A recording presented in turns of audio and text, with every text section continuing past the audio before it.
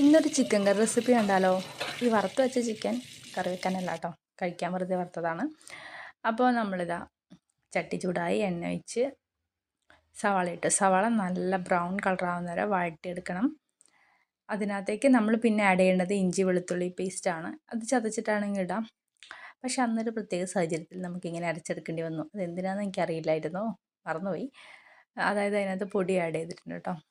സാധാരണ ഇഞ്ചി വെളുത്തുള്ളി ചതച്ച് അത് വഴറ്റിയതിന് ശേഷം പൊടികൾ ഓരോന്ന് ആഡ് ചെയ്തിട്ട് അത് നന്നായിട്ട് മൂപ്പിച്ചെടുക്കുകയാണ് ചെയ്യാറ്.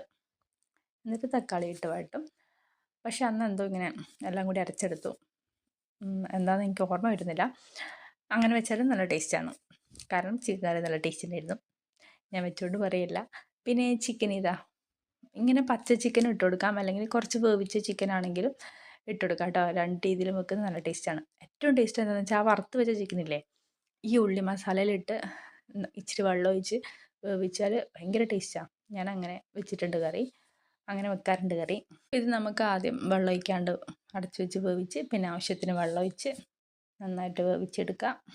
അത് കഴിഞ്ഞതിന് ശേഷം നമുക്ക് ലാസ്റ്റാണ് മല്ലിച്ചപ്പ് പിന്നെ കറിവേപ്പില അതിന് മുന്നേ ഇട്ട് കൊടുക്കാം കേട്ടോ കുറച്ച്. പിന്നെ കുരുമുളക്, ഗരം മസാല ഇതൊക്കെ ഇട്ട് എൻ്റെ super tasty chicken curry ready ആയിട്ടുണ്ട്. എല്ലാവർക്കും ഇഷ്ടമായോ? ലൈക്ക് ചെയ്യാനും കമൻറ്റ് ചെയ്യാനും മറക്കരുതേ. Thank you dears.